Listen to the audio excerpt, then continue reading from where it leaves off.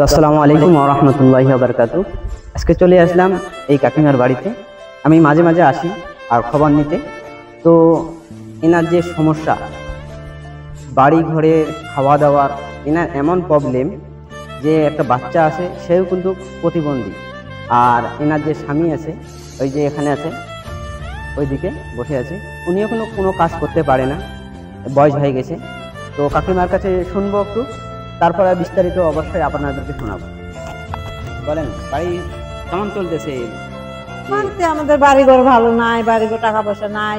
আমার ছেলে একটা হ্যান্ডিক্যাপ, আমার স্বামীও মানসিক, জলপাইগুড়ি থেকে 12 মাস ওষুধ আনি। আমি এরকম পরিবার একটা, আমি কোনো একটা সুযোগ সুবিধা পাই না, আমার একটা ঘর পাই না, আমি কিচ্ছু পাই না, আমাকে কেউ দেখে না।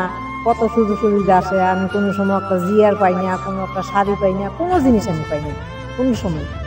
হ্যাঁ, না, আমাকে কিচ্ছু দেয় না। এই যে আমার বাড়িঘর দেখে যান, তো আমি দেখতেছি যে বাড়িঘরের যে অবস্থা, খালি শুধু আমার বাড়ির ভিটাটা এই কষ্ট করে। ইয়ং ছেলে তারা ঘর পাইছে, তারা বাড়িঘর বানায় কমপ্লিট করে ফেলছে, জায়গা জমি আছে তারা পায়, আমার তো নাই বলতে কিচ্ছু নেই। মানুষগুলো আসতেছে দেখার জন্য, তারা কি দেখে যাচ্ছে বলেন তো? একবার আসছে তো ছবি উঠায় নিয়ে গেছে। আপনাদের বাড়ি আসছিল, ছবি উঠে নিয়ে গেছে, কিন্তু আপনার যে বলছে ঘর দিবি, কোনো খোঁজ খবর নেই, ঘরের কোনো খোঁজ খবর নেই, বা অন্য মানুষের দেখতেছি তাদেরকে ঘর দিতেছে। আপনার যে অসহায় মানুষ, যাদের প্রয়োজন, তাদেরকে না দিয়ে কিন্তু অন্য মানুষকে দিতেছে। তো এরকম যদি হয়, তাহলে আমরা যে ভোটটা দিতেছি কি কারণে ভোট দিতেছি? যারা যে এই পার্টির মধ্যে, পার্টির লেভেলে কাজ করেন, অবশ্যই এইরকম বাড়ির একটু আপনারা দেখবেন, পাশে থাকার চেষ্টা করবেন।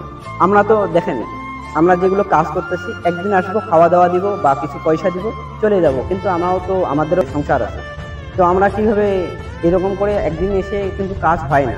আপনারা অবশ্যই যদি একটা ঘর দেন, যদি একটু পাশে থাকার চেষ্টা করেন এরকম মানুষের, তাহলে কিন্তু অনেক কাজে আসবে।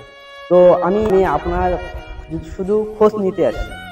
তো আপনি অবশ্যই আমার দোকান তো জানেন, আপনি ওখানে যাবেন, যাওয়ার পরে যা কিছু সামান লাগবে আমি আপনাকে কিনে দিব।